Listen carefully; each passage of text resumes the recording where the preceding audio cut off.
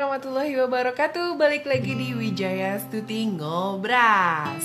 Ngobrol santai berfaedah.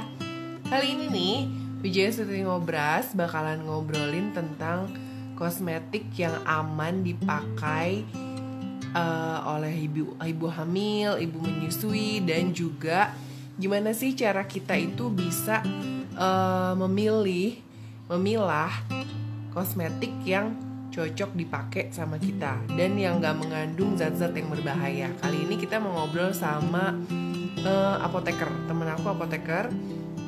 Jadi dia tahu zat-zat mana yang baik untuk tubuh atau baik untuk wajah dan juga kurang baik. Nanti kita tanya-tanya lagi selain kosmetik mungkin tentang obat herbal gitu kan. Karena kan sekarang orang lagi seneng untuk kembali ke alam. Tapi apakah itu lebih baik daripada obat medis? Kita tulis dulu di sini ya. Tips aman belanja kosmetik online. Ya kan soalnya sekarang masih pandemi gini kan, jadi orang males belanja keluar juga. Tips aman belanja kosmetik online. Wait, tulis dulu judulnya ya.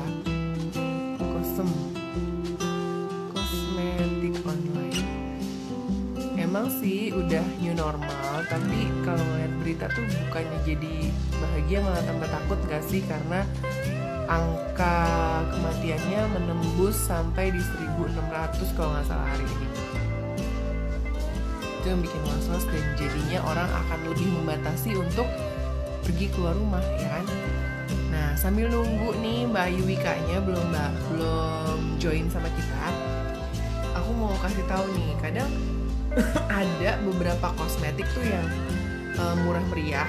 Biasanya kan ya orang lagi seperti ini keadaannya, orang pasti mikirnya untuk nyari yang kayak Mbak Dika Kusuma, kosmetik yang murah meriah, terus begitu bikin cantik atau 3-in-1. Nah, apakah itu bener-bener bagus atau ternyata emang ada beberapa kosmetik yang harus hati-hati gitu. Selain kosmetik juga skincare atau obat herbal. Kita tanya langsung nih sama apoteker yang mau kita ajak ngobrol sekarang.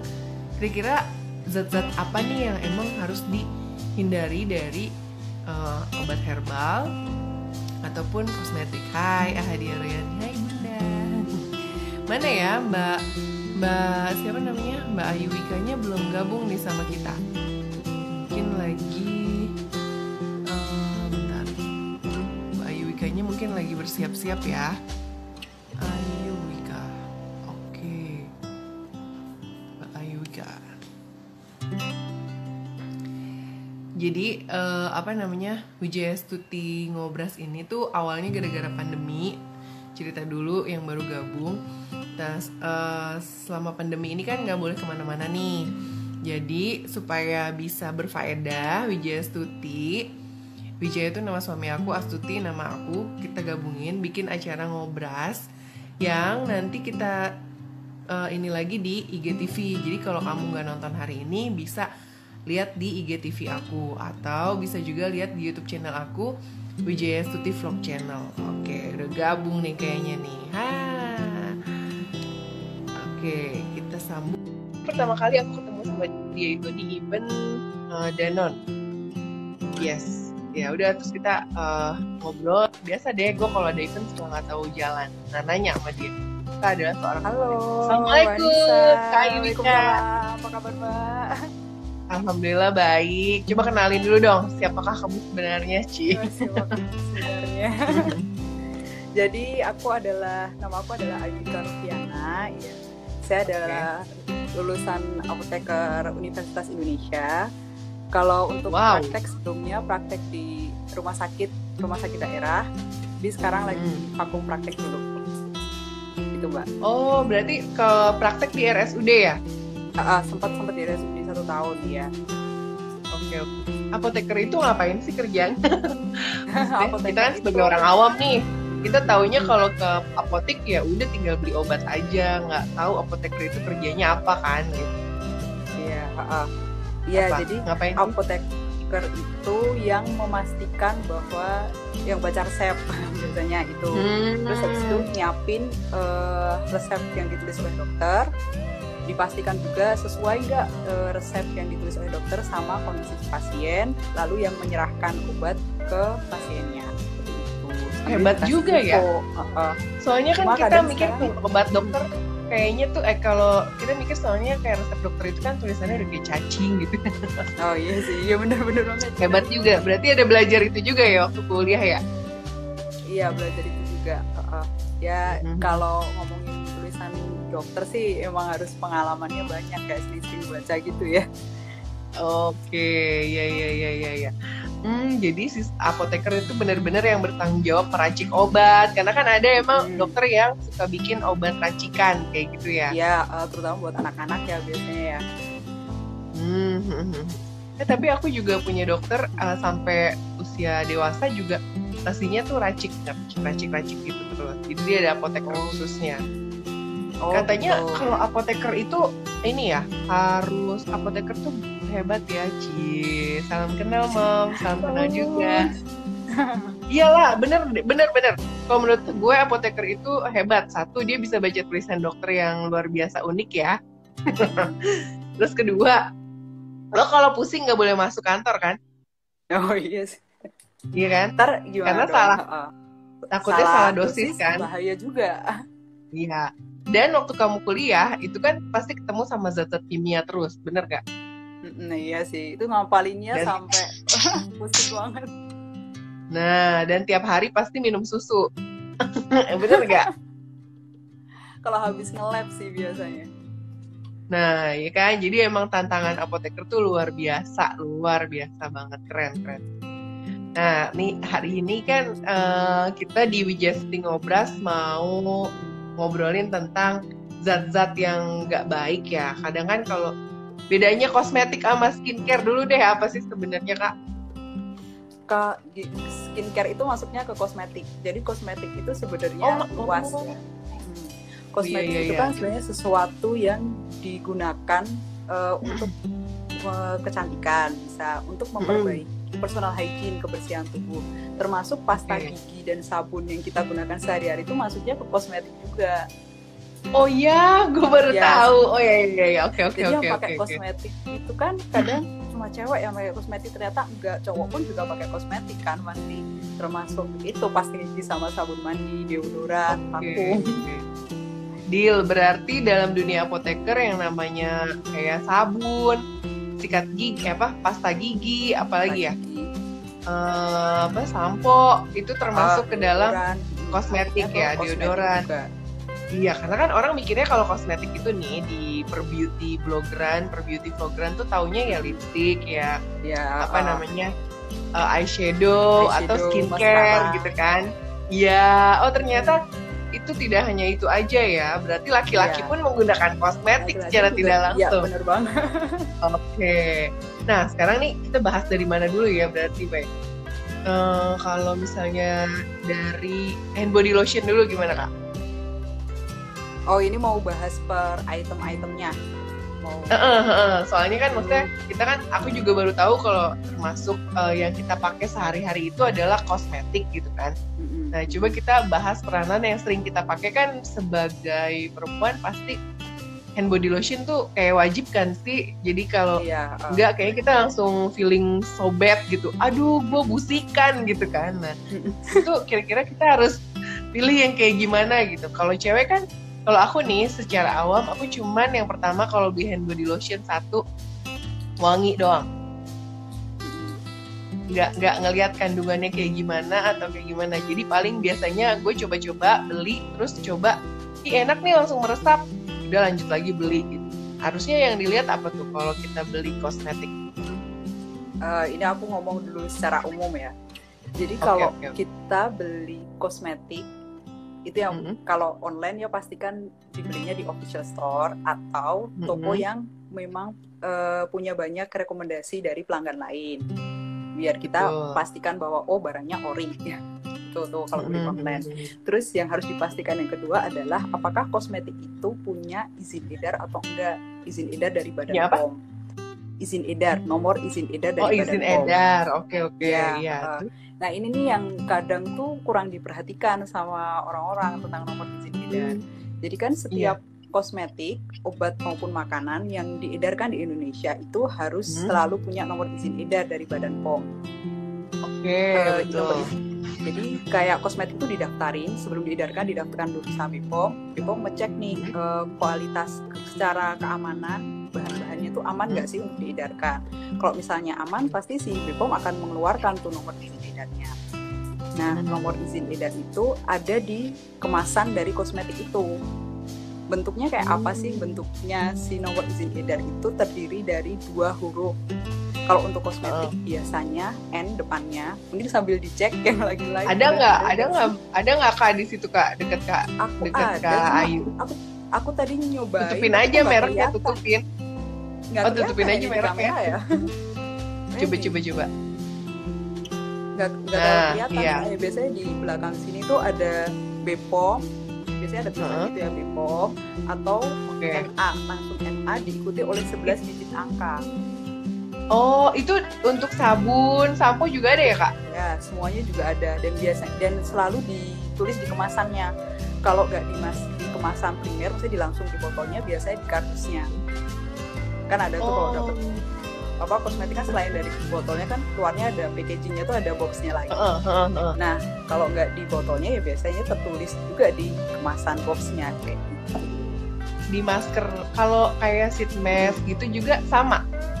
Sama ada dari Badan POM-nya. Pokoknya depannya adalah ada N, lalu huruf setelah N itu bisa A, B, C, D atau E.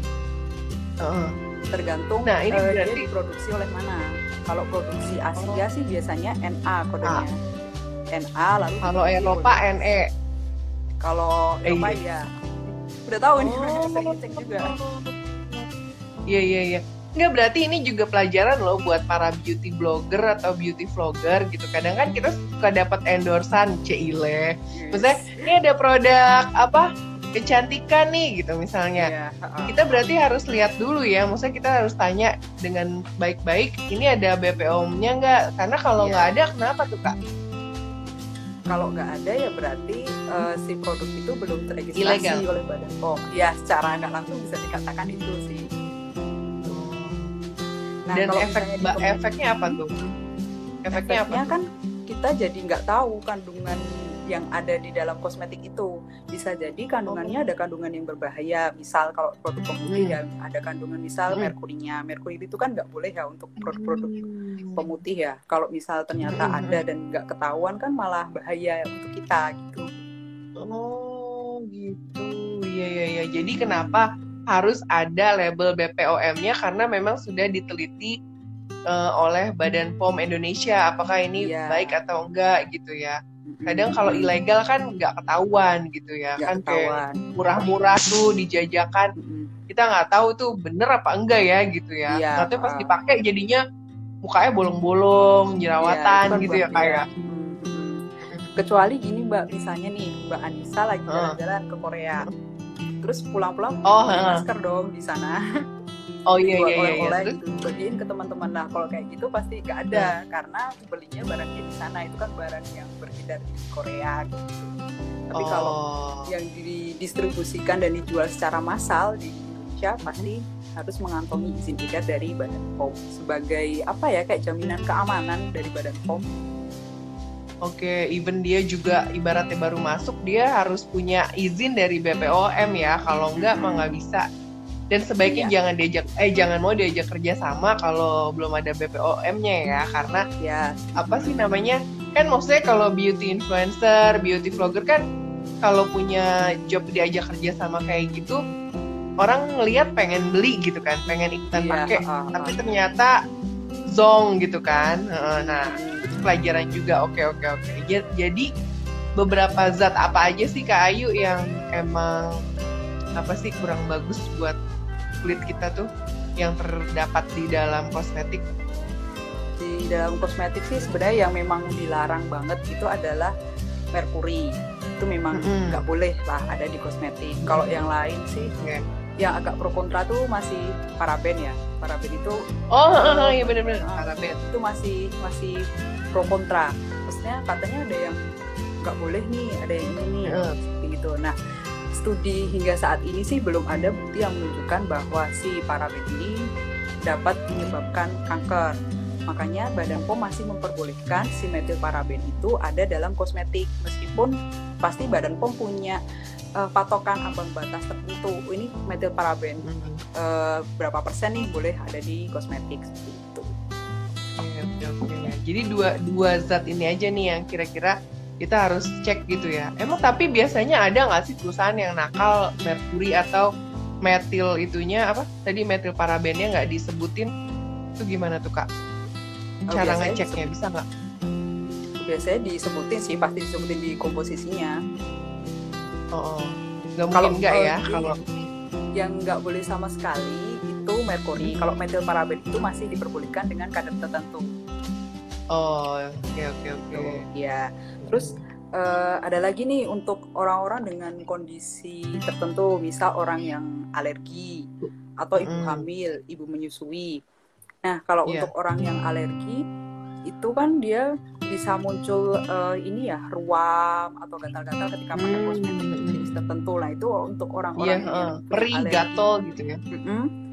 Itu harus cek, aku tuh sebenarnya punya alergi sama apa sih, kayak gitu. Kalau misal dia punya alergi terhadap suatu bahan, ya jangan dipakai si bahan tersebut. Cuma kan kadang agak susah ya, maksudnya orang alergi itu kan tahu ketika udah pakai, kayak orang alergi udang, tahu kalau udah makan. Iya benar. Kalau belum makan udang belum tahu dong kalau dia ternyata alergi. Iya. Nah, untuk orang yang punya jadi gimana? Alergi harus hati-hati untuk memilih produk. Terus kalau udah cocok sama suatu produk, ya diusahakan untuk tidak usah gonta-ganti produk-produk yang lain. Tetap setia aja, kayak sama pasangan tuh setia. Nah, sama produk tuh juga harus. Iya benar.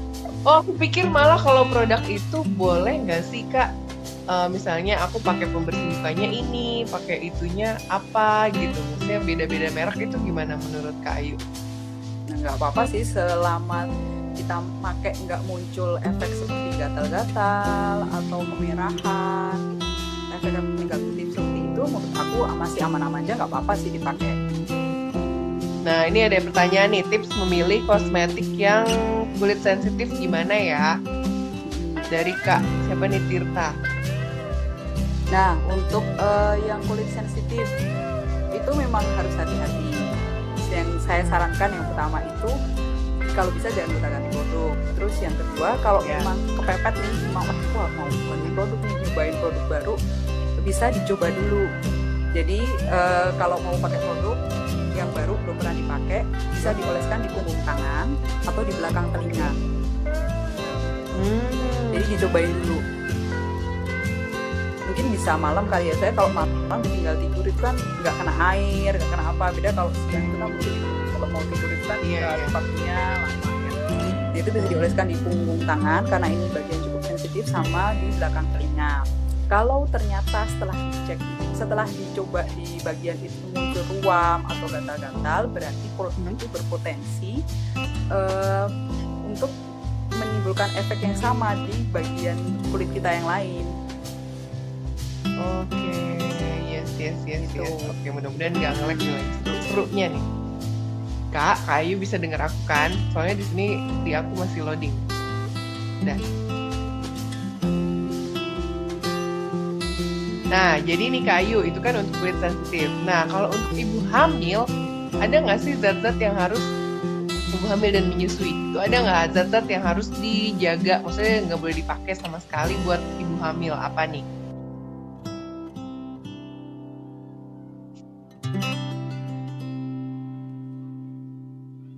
Ada nggak Kak Ayu?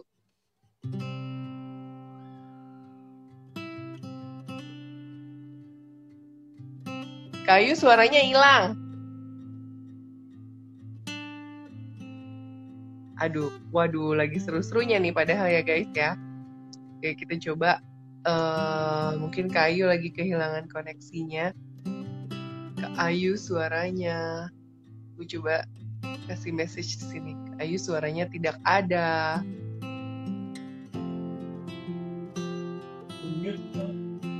Mungkin ke mute nggak Kak? Suara Kak Ayu hilang. Oke, Kak Ayu bisa dilihat mungkin ke mute atau enggak suaranya.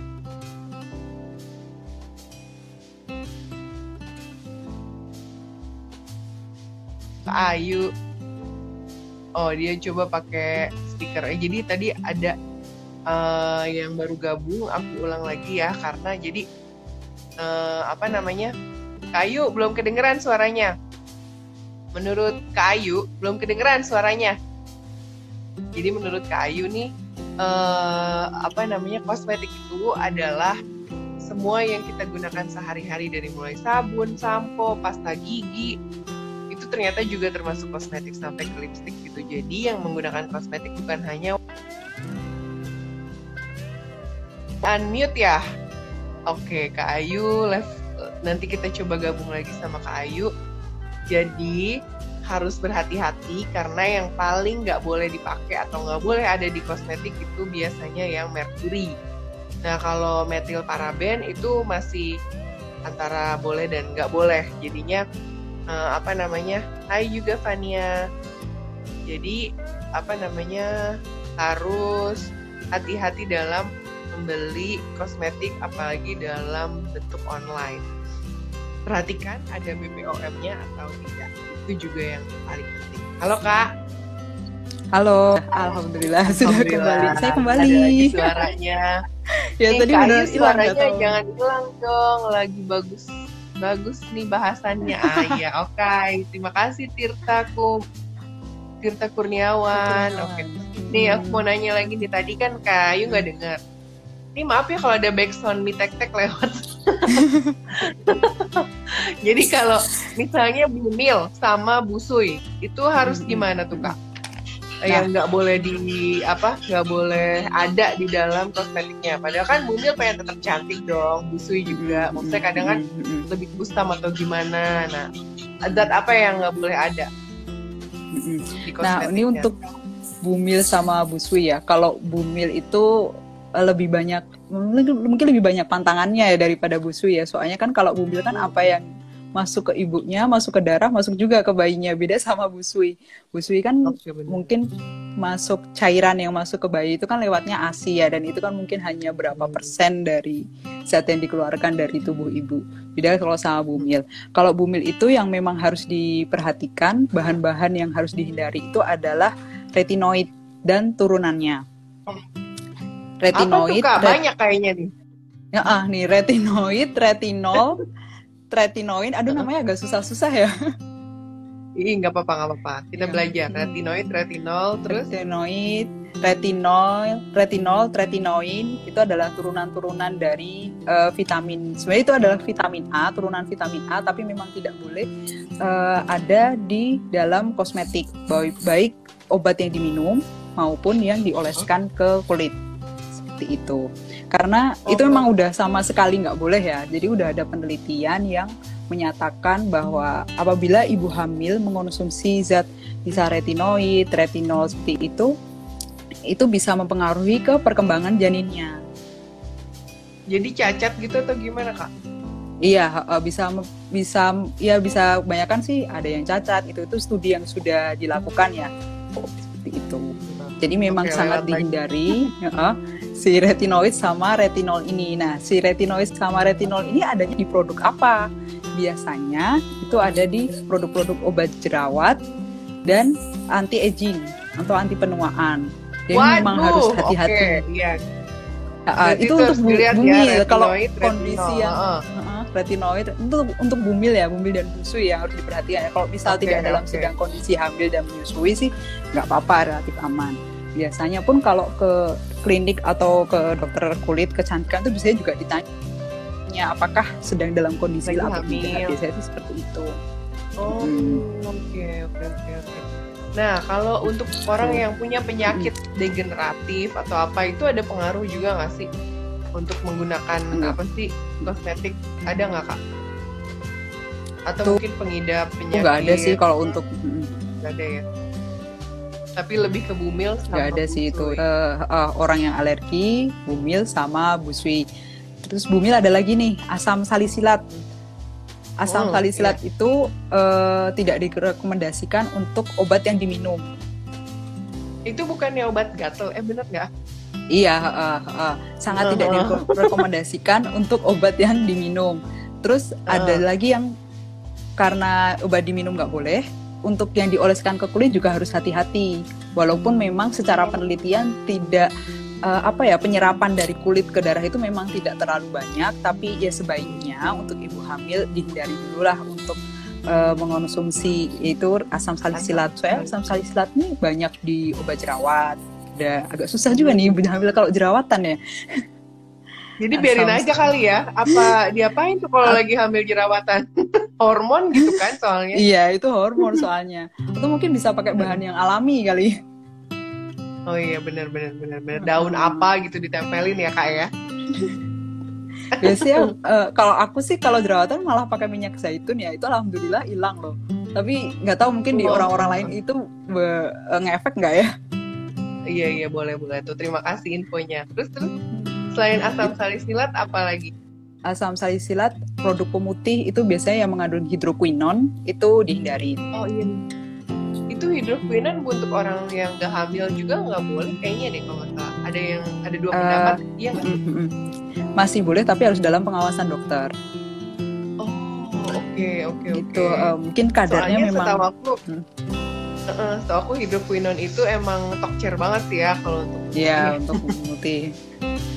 Ya untuk ibu hamil sebaiknya dihindarin lah itu hidroquinon. Tapi untuk orang yang tidak hamil dan menyusui ya boleh digunakan tapi memang harus dalam pengawasan dokter. Oke. Apalagi Kak? Terus kalau apalagi ya? Yaitu kalau paraben masih pro dan kontra ya. Maksudnya kalau untuk orang umum itu masih banyak yang aku nggak mau pakai lah, masih ada yang pakai nggak apa-apa, toh kadarnya sudah ditentukan oleh Badan POM. Kalau untuk bumil sih ya kembali lagi bumil itu kan memang harus hati-hati ya. Mending nggak usah karena sekarang produk yang free paraben juga udah banyak untuk misalnya jadi pilihan juga. Tapi kadang ada yang free paraben tapi retinol ada, itunya ada, jadi susah juga ya. Jadi makanya beberapa orang bilang udah deh kalau lagi hamil tuh gak usah pakai apa-apa gitu. Ada juga yang bilang kayak gitu. Iya, ada juga yang bilang kayak gitu. Jaga dan takutnya. Nih, ada mitos. Bener nggak sih kalau waktu mudanya tuh sering pakai zat-zat yang kayak tadi tuh, jadi pas udah nikah atau gimana nanti hamilnya jadi susah atau ngaruh ke reproduksi dia? Ada hubungannya nggak sih Kak itu sebenarnya? Zat-zat yang aku tadi bilang boleh atau yang nggak boleh nih? Yang nggak boleh. Ini ada yang bilang nih next. Nya bisa ngobras dengan tema kosmetik dari bahan herbal katanya gitu. Wih, ini buat next episode nih. Iya. Dan bicara bersama Mbak Kak Ayu Wika di episode yang selanjutnya ya. Oke. Ngobras episode selanjutnya nih. Episode selanjutnya udah ada yang lain, nanti bisa diatur arrangement-nya. Boleh. Nah ini nih gimana nih? Aku penasaran. Bener nggak sih kan ada yang bilang kalau biasanya waktu masih mudanya tuh pakai yang udah mengandung zat-zat yang bahaya tadi, begitu menikah akan kesulitan untuk memiliki keturunan gitu. Jadi ada masalah dengan reproduksinya, itu ada pengaruh atau nggak ngaruh sih sebenarnya gitu? Kalau menurut aku nggak ngaruh sih, sepanjang produk yang dia gunakan selama ini memang aman. Maksudnya untuk karena aman ada izin edar tadi, maka untuk jangka waktu kedepannya yang lama, aku aman-aman saja sih, nggak ngaruh ke reproduksi atau yang lainnya. Okay. Nah, kecuali memang untuk bahan-bahan yang harus hati-hati penggunaannya, seperti misal hidroquinon. Atau mungkin paraben tadi ya, kan merkuri nggak boleh. Oke. Terus ini nih, kan tadi kan Kak Ayu bilang kalau kosmetik yang dibahas beberapa waktu ini kan kayaknya beberapa waktu di belakang tadi itu lebih ke kayak yang cewek-cewek suka pakai. Tapi ternyata kan kosmetik itu adalah produk sehari-hari yang sering kita pakai, kayak shampoo, pasta gigi, sabun, itu apa yang harus kita lihat nih? Dicek dulu apa kandungannya, karena kan sekarang sabun juga udah macem-macem kan, ada sabun cair, ada sabun apa sih padat. Nah itu kan kita asal beli yang penting wangi, enak gitu doang, nggak peduli sama kandungannya apa. Itu apa yang harus dilihat tuh Kak? Kalau secara umum untuk orang yang tidak memiliki kondisi tertentu seperti ibu hamil atau menyusui sih, maksudnya masih aman-aman aja gitu. Asal ya itu tadi, produk itu bukan produk yang ilegal ya, jadi tahulah komposisi bahan yang ada di situ. Gitu, jadi ya nggak apa-apa cari yang wangi, cari yang ini mampu ada antiseptiknya nih, mau membunuh kuman 99%, ini ya nggak apa-apa cari yang itu. Ya kan kadang kita juga suka kemakan iklan, enggak? Iya, emang iya sih, aku pun juga seperti itu. Ini suka coba-coba produk karena ini kok efeknya bagus nih kayak gitu. Begitu dicoba, jadi kayak singa rambutnya kan, ada lah kayak gitu pokoknya. Iya. Nah itu tuh apa sih yang harus dilihat? Nggak ada ya, nggak ada kekhususan tertentu kandungan di dalamnya. Nggak ada sih, nggak ada kekhususan tertentu. Tapi dari segi keamanan gitu. Pokoknya ada BPOM-nya, boleh dibeli gitu ya. Boleh ada jangan. Kecuali ada temennya yang keluar negeri, ya udah wajar kalau nggak ada BPOM. Ya udah wajar ya. Oh ya, tambahan lagi, kalau misal nih di produk kita nggak ada BPOM-nya, nggak ada tertera di kemasannya, bisa juga cek di websitenya Badan POM. Oke. Itu dicek bpom.pom.go.id. Nanti bisa di situ bisa di search berdasarkan merek atau berdasarkan produknya. Dia udah BPOM atau belum gitu ya.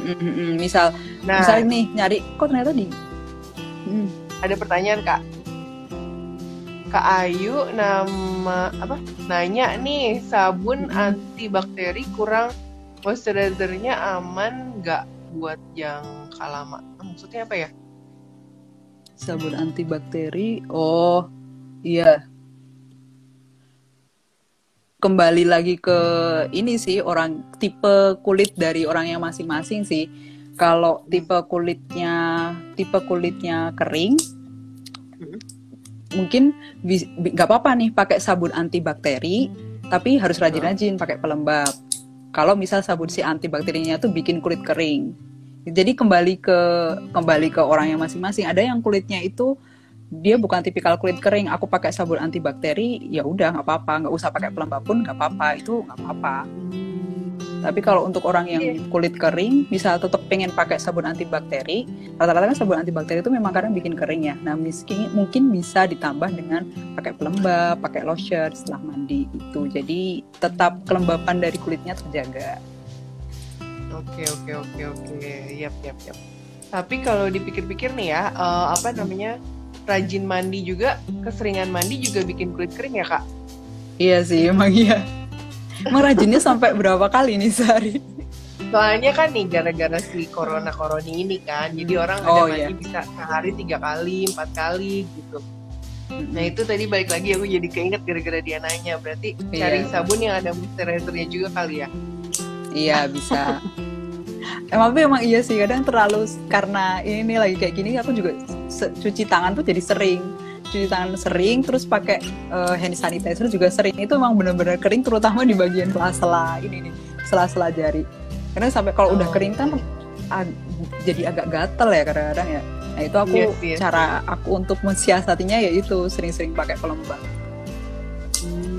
Hand sanitizer itu termasuk kosmetik berarti Kak? Hand sanitizer bukan kosmetik, dia masuknya ke produk kesehatan rumah tangga. Itu ada kategorinya lagi.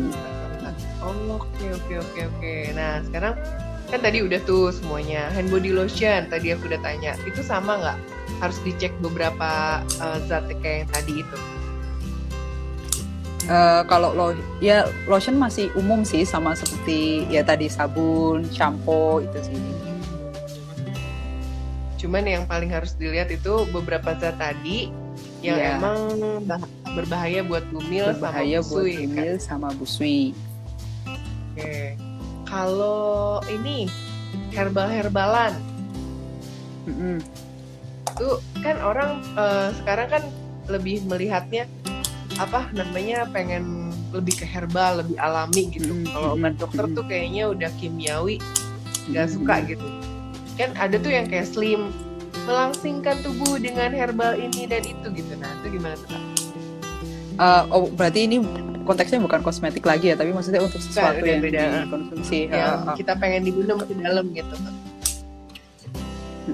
Untuk obat herbal sendiri itu Pak, ya seperti yang tadi bilang, itu ada izin edar juga dari Badan POM. Kalau obat tradisional itu ada kode lainnya lagi, depannya adalah TR. TR. Kalau tadi kosmetik itu adalah N, NA, NB, NC dan sebagainya. Kalau dari obat tradisional itu TR. Oke, TR tradisional gitu ya.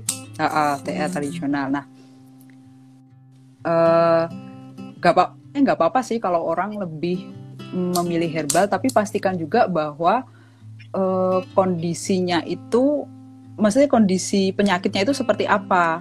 Kalau soalnya rata-rata herbal itu kan buat ini ya, untuk menjaga kesehatan, lebih ke pemeliharaan lah. Tapi untuk orang-orang yang memang punya riwayat penyakit degeneratif, kalau saya bilang sih masih lebih mending obat kimiawi ya daripada herbal, karena menurut ya studi yang banyak saat ini sih kemampuan obat herbal itu masih agak kalah dibandingkan obat kimiawi. Obat herbal itu fungsinya itu adalah membantu menyembuhkan, bukan untuk menyembuhkan. Bahkan membantu penyembuhan gitu ya. Membantu penyembuhan, masih jadi obat, jadi sesuatu yang pendamping, bukan jadi obat utama. Kayak suplemen gitu ya Kak? Kalau memang menderita tertentu ya, tapi kalau memang tidak menderita penyakit ini, untuk kok katanya herbal ini bisa untuk menurunkan kolesterol, ini ya nggak apa-apa, untuk pemeliharaan aja, untuk mencegah terjadinya itu nggak apa-apa. Tapi untuk menyembuhkan, itu masih menjadi pendamping dari obat kimiawi lah, masih belum jadi pilihan utama untuk saat ini. Nah, terus kalau dari peraturan Kemenkes atau Badan POM, saya maaf agak lupa, itu juga ada peraturan bahwa ketika produk herbal itu dikeluarkan, tidak boleh ada tulisan bahwa produk ini menyembuhkan, itu tidak boleh. Jadi produk ini membantu menyembuhkan. Peraturannya memang seperti itu. Kalau produk berarti ini kalau dibilang menyembuhkan itu udah menyalahi aturan ya? Menyalahi aturan. Karena obat herbal fungsinya adalah untuk membantu penyembuhan, bukan. Oke. Terus ada lagi kalau gimana nih? Ada yang nanya atau gimana? Katanya bagusan hand sanitizer itu yang jelly atau yang cair katanya. Lebih bagus mana? Agak putus-putus. Yang lebih baik atau mungkin kandungannya ya, kan kalau orang tahu hand sanitizer itu bisa menghilangkan bakteri gitu kan, atau virus. Nggak menghilangkan virus ya, tapi hanya menghilangkan bakteri ya. Nah itu bagusan mana tuh? Bakteri atau ya. Yang gel? Yang kalau menurut aku kembali ke kitanya ya, nyaman pakai apa ya. Nggak, maksudnya menurutku itu tetap efektif asalkan si kandungannya alkoholnya itu tetap di atas 70%. Kalau di bawah 70% sudah tidak efektif untuk ini membunuh kuman. Jadi mau gel atau cair lebih kembali ke pribadinya masing-masing, nyamannya mau pakai apa sih, yang penting kandungannya aja. Iya, alkoholnya ada yang lengket atau gimana gitu ya. Memang iya sih. Oke. Balik lagi tadi, ada gimana lagi Kak yang herbal? Oh iya, yang tadi yang obat herbal itu membantu menyembuhkan. Nah, terus kan kadang herbal itu banyak ya yang dijual online ya. Yes. Nah, itu harus hati-hati ketika obat herbal itu memberikan efek yang sangat cepat. Soalnya gitu. Jadi memang sifat dari obat herbal itu adalah dia memberikan efek tapi bertahap. Yang ditakutkan, ini bukan saya mengajak orang-orang jangan obat herbal, jangan ya. Maksudnya untuk kesadaran aja. Ketika konsumsi obat herbal kita juga harus bijak. Obat herbal seperti apa yang harus kita minum, seperti itu. Nah, untuk obat herbal itu jamu kadang itu kalau oknum-oknum tertentu ya, itu kadang ada yang suka dicampur sama obat kimia. Ada yang misal makanya cepat ya. Makanya cepat efeknya. Mungkin untuk menguruskan itu kadang ada yang dicampur suatu zat kimia. Orang jadi sering ke kamar mandi, sering buang air kecil. Efeknya ya benar urus, tapi ada efek negatif lah yang muncul karena dia sudah dicampur oleh bahan kimia. Sedangkan si obat herbal itu tidak dicampur oleh bahan kimia. Terus ada misal obat herbal yang berfungsi untuk menggemukkan. Itu juga kadang ada yang dicampur obat kimia yang punya efek menambah nafsu makan. Jadi makannya jadi banyak, tapi ada efek sampingnya juga si obat kimia ini, bikin mukanya itu kalau istilah medisnya itu adalah moon face.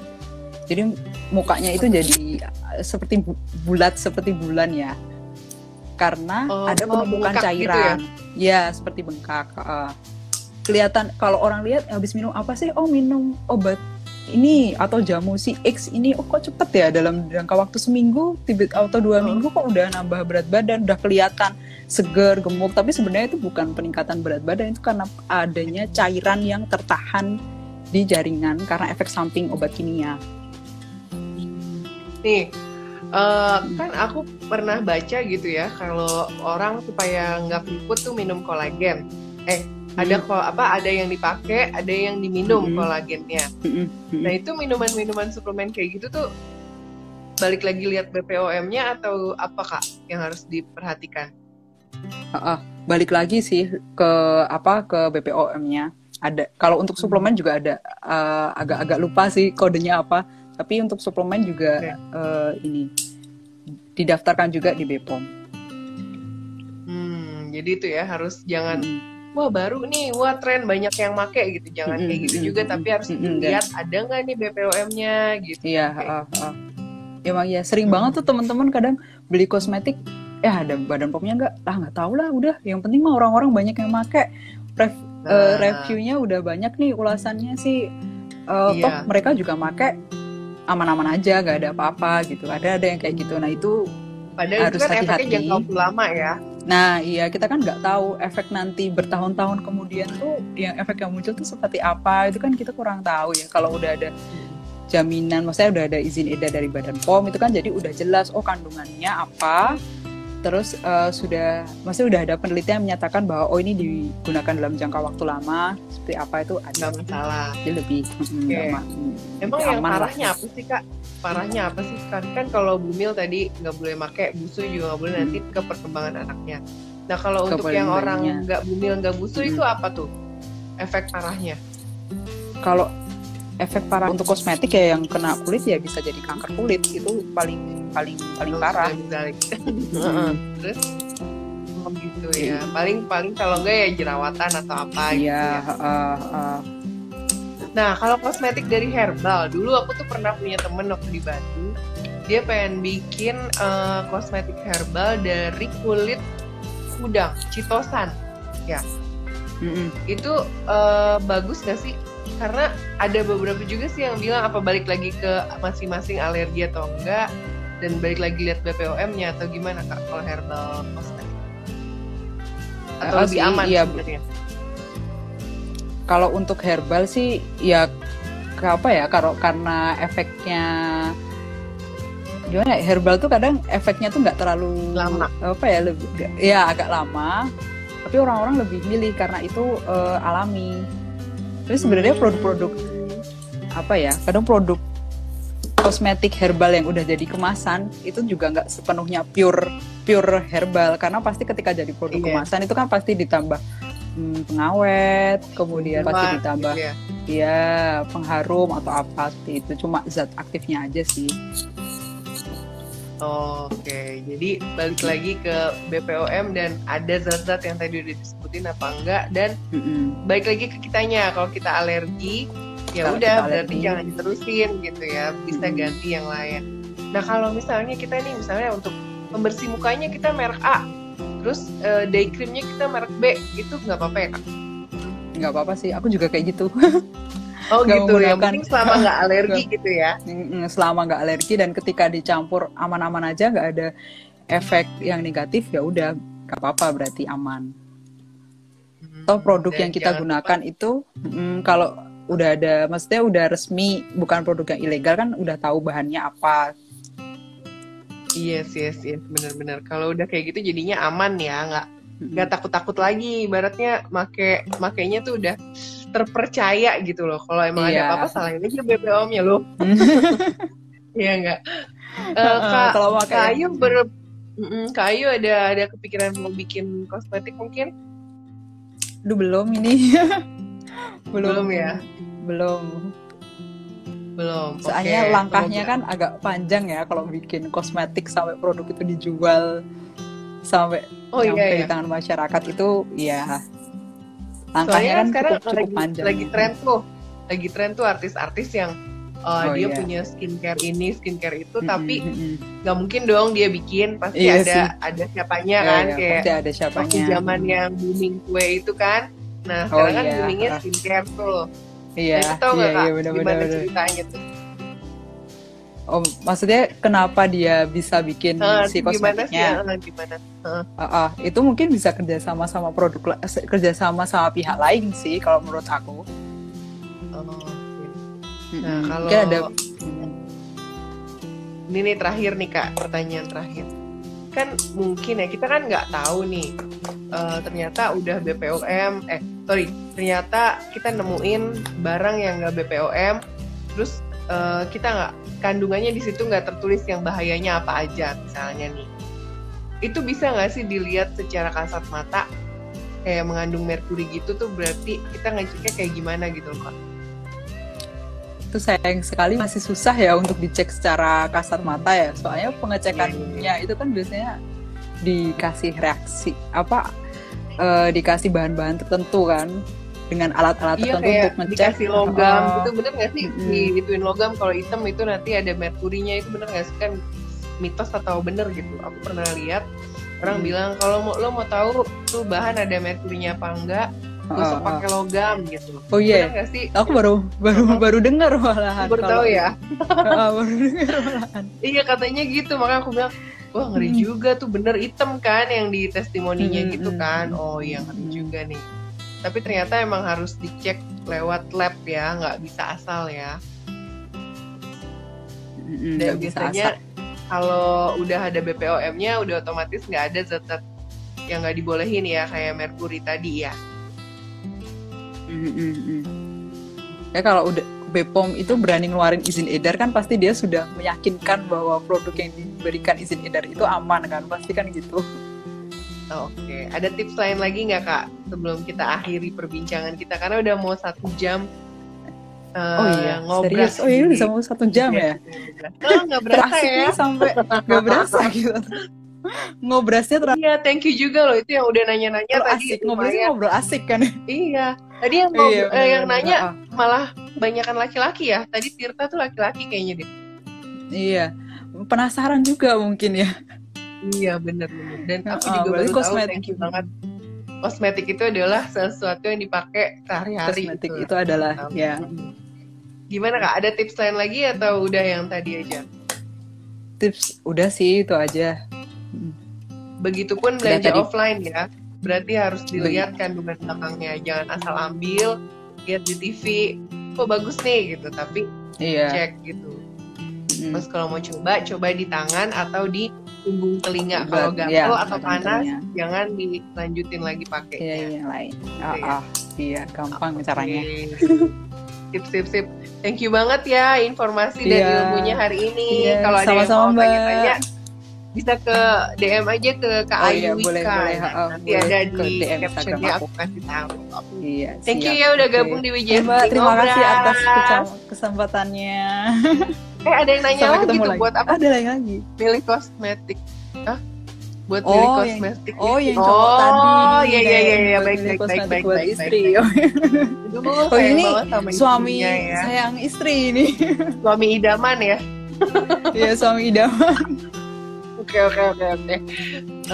Ya makasih banyak ya Kak. Sampai ketemu lagi. Iya, sama-sama, sampai Assalamualaikum. ketemu lagi. Waalaikumsalam.